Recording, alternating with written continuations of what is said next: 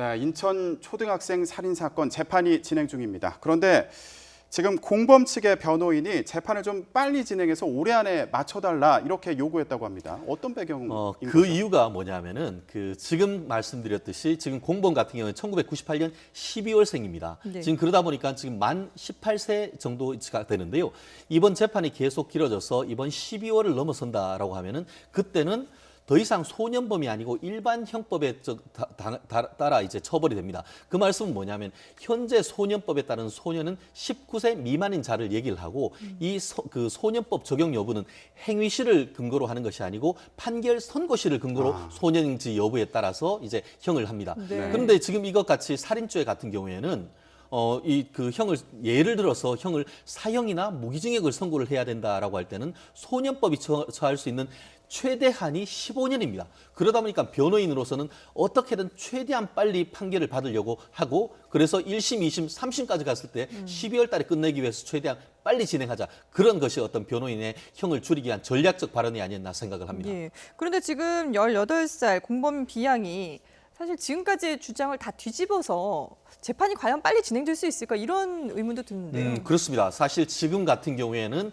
주범은 아시다시피 지금 살인죄로 지금 기소가 돼 있는 네네. 것이고 지금 공범 같은 경우에는 살인을 옆에서 도와줬다. 이른바 살인죄와 사체 유기의 방조범으로 이렇게 지금 기소가 재판에 넘겨져 있는데요. 시신 유기를 했다는 거죠. 예, 그런데 이건 지금 그 진술을 들어봤더니만 그것이 아니고 지시했다. 지시란 것은 형법상 교사범으로 처벌될 가능성이 있다는 대목입니다. 네. 사실 지난 재판에 벌써 마지막 재판을 하고 판결 선고를 하려고 했는데 거의 마지막 재판에 와서 당사자들의 진술을 뒤바꿈으로써 네네.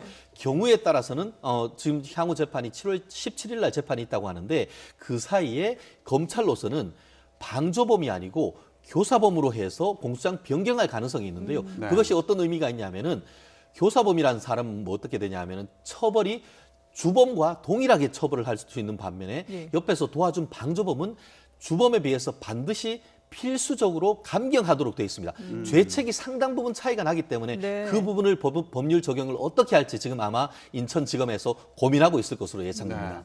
그만큼 공범 측에서도 이 진짜 살인을 할 것을 몰랐다 이렇게 주장을 하는 것 같은데 역할놀이였다. 이렇게 주장을 하는 상황이라고요.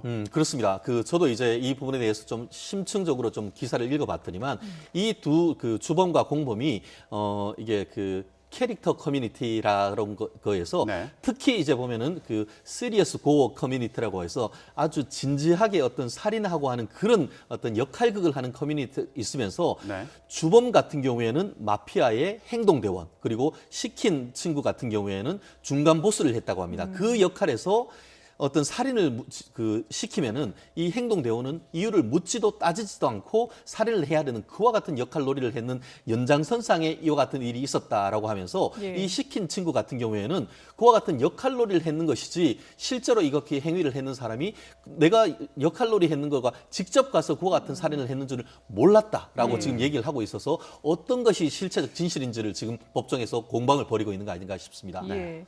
어쨌든 지금 뭐 이 10대 소녀들이 끔찍한 범행을 저질렀기 때문에 많은 사람들이 놀라고 참 그런 상황인데 지난 4일 열린 재판에서 이 주범 A 양의 변호인이 사형을 해야 된다.